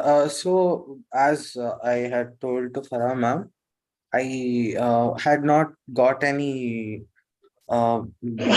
opportunity to go to any hospital or per se, and actually get an understanding of that kind. So as I told, as ma'am told, I can actually share, give a presentation on Rabindra Sangeet or the classes that I understood. So I'm going to actually show what I actually understood. Is my screen visible? Yeah, visible, huh? Yeah. So my presentation is Rabindra Sangeet, the healing power of music. It consists of introduction, process, application, challenges, future directions, and conclusion. So introduction to Rabindra Sangeet curve analysis. Rabindra Sangeet, also known as Tagore songs, is a genre of music that originated in Bengal and is based on the compositions of Nobel laureate Rabindranath Tagore. The music is known for its emotive qualities and has been used in various therapeutic contexts, including music therapy. Rabindra Sangeet curve analysis is a method used to analyze the effect of lyrical and rhythmic patterns of these songs. This analysis helps in understanding the emotion and psychological impact of the music on the listeners, which can be useful in music therapy. The process of Rabindra Sangeet curve analysis. So the earlier class, when sir was teaching about the curvature, where like qualitatively you can assess a person. So that is why I took this subject. Rabindra Sangeet curve analysis involves breaking down the song into its constituent parts such as melody, rhythm, and lyrics. So sir had told we can actually get to know a student, or a client's way, a client's intonation towards or inclination towards which kind of melody, rhythm, or lyrics he is more inclined to, or he is more open, or he is actually having affect towards.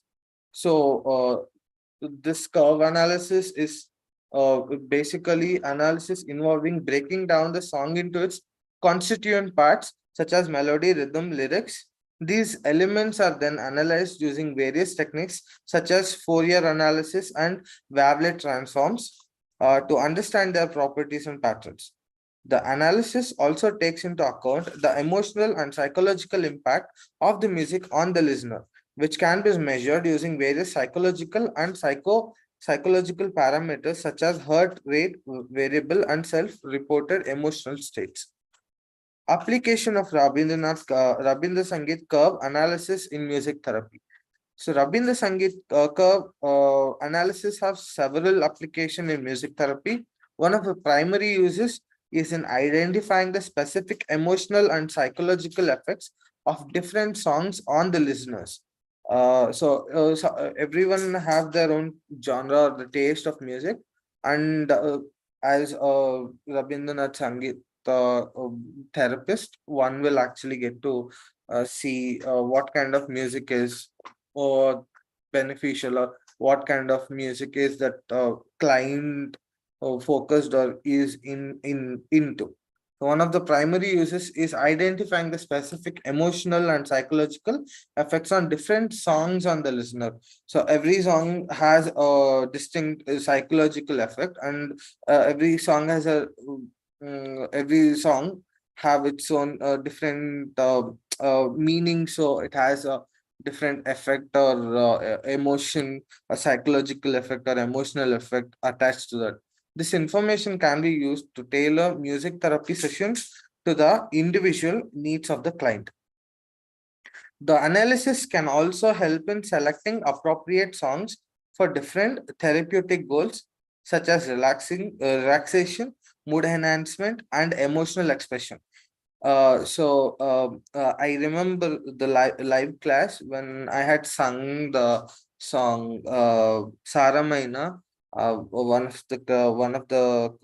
the classmate, I guess Arpan had told. It was a very what do you say? It was a very emotional song, or it was a very lively song. So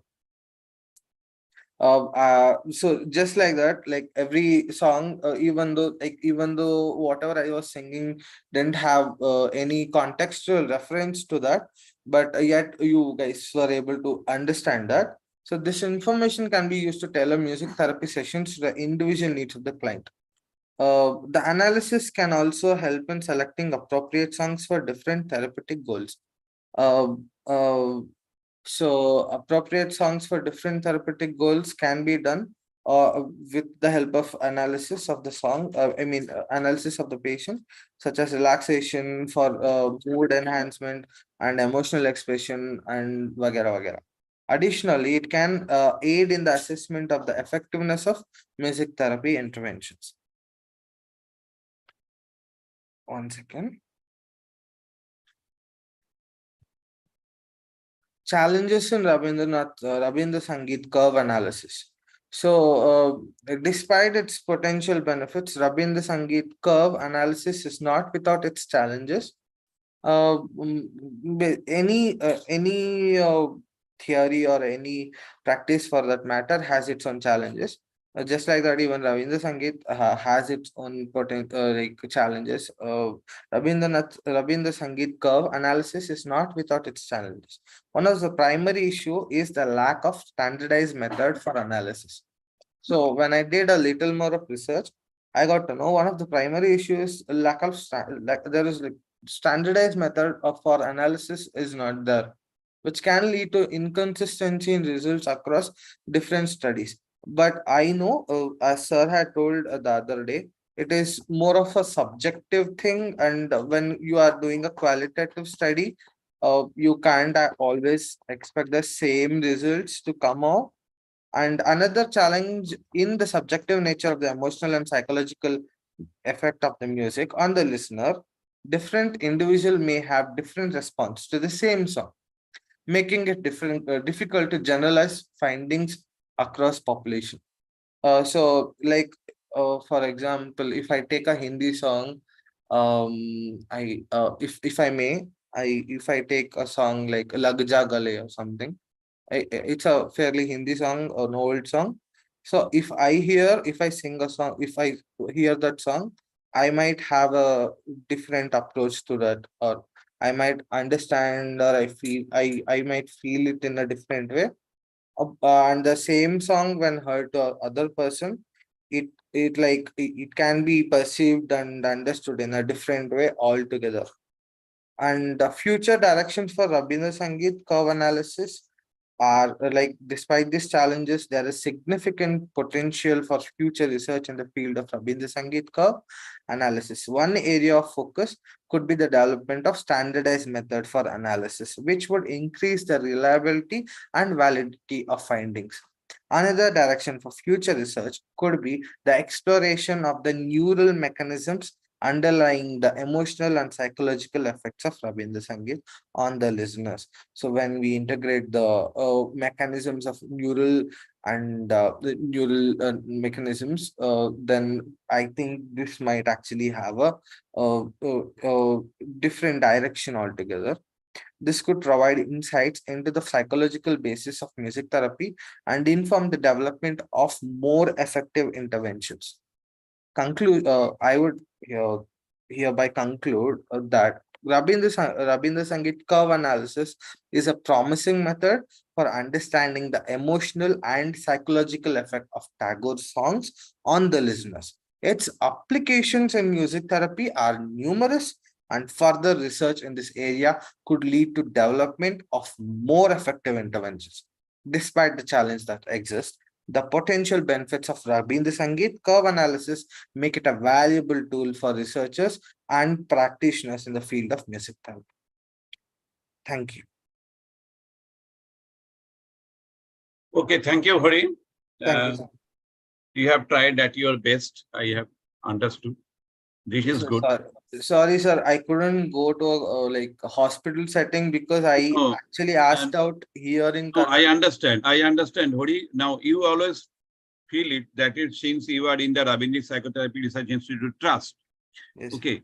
There are many Rabindra Sangeet, and it is translated into different languages. Maybe you will find some of the Carnatic languages also you may find. If you do not find anything, then at least you can apply some of the Rabindra Sangeet. You can collect the Rabindra Sangeet, this Antara Mama Bikashita Karo Antaro Tarohe, and that you can give to the ChatGPT. Okay, so this artificial intelligence, they will translate into English and or maybe in Carnatic language also. Okay, sir. That is possible by ChatGPT. Oh, so you can apply ChatGPT, and by application of the ChatGPT, you can easily understand what is the meaning of this. Okay, fine, sir. And then you can translate it into English, and you can send it to Surasri Madam. That is whatever I have understood. Is it correct or not? Okay, sir. Thank you, sir. Thanks. That is possible. That is possible. In the Google also, it is possible. Sir, would you mind giving me a list of songs that are like? Yeah, we have selected 2 songs particularly for this session. One song is the Antaro Mamo Bikoshito Karo Antaro Taro He. You can get it from Surasri Madam. Okay, sir. Hello, Surasri, are you here? Yes, sir. So you give the song to Hari Charicharan. Okay. And after that, it will be translated into the Karnataka language by using the ChatGPT. I will send it in group. Okay. Yeah.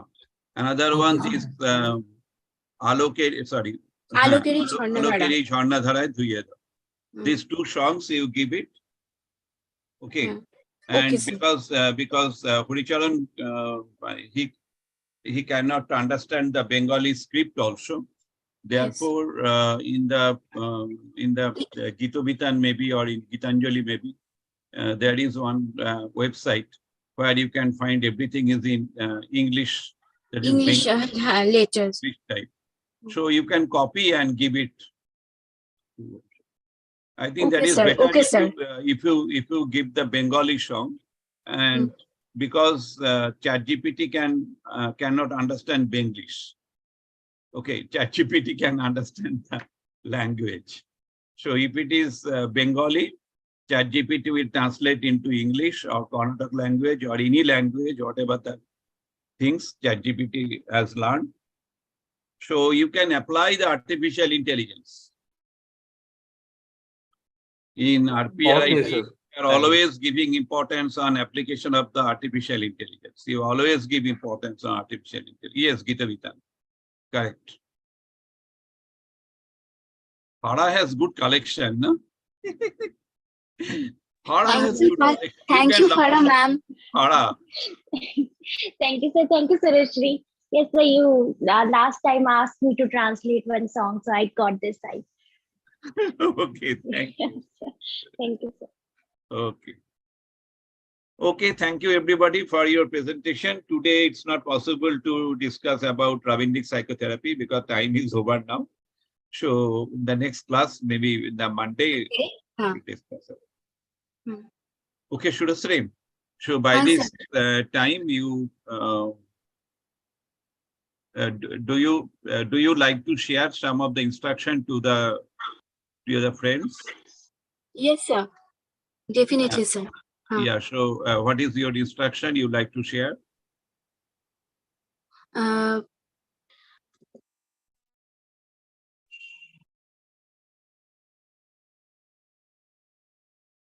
Actually, you have told now that is there is some specific time, so that if anybody will present anything, yeah, should chala gaya.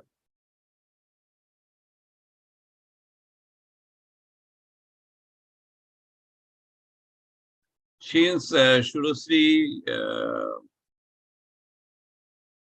is practicing, during the practice time, she cannot attend the WhatsApp. So it is better to write everything in WhatsApp, and Shurasri will follow, and Shurasri will guide you later on. Okay, Shurasri is joining now. Shurasri? Again, gone. Maybe she is fine. But everybody has nicely presented. Thank you, Kathakali. Thank you, Horicharan. Thank you, Arpon, Trina, Priyanka. Thank you, everybody. Thank you, sir. Thank you, sir. And Kathakali's observation very good. And please you highlight more. Huh? That is what is Ravindric psychotherapy. Okay, thank you.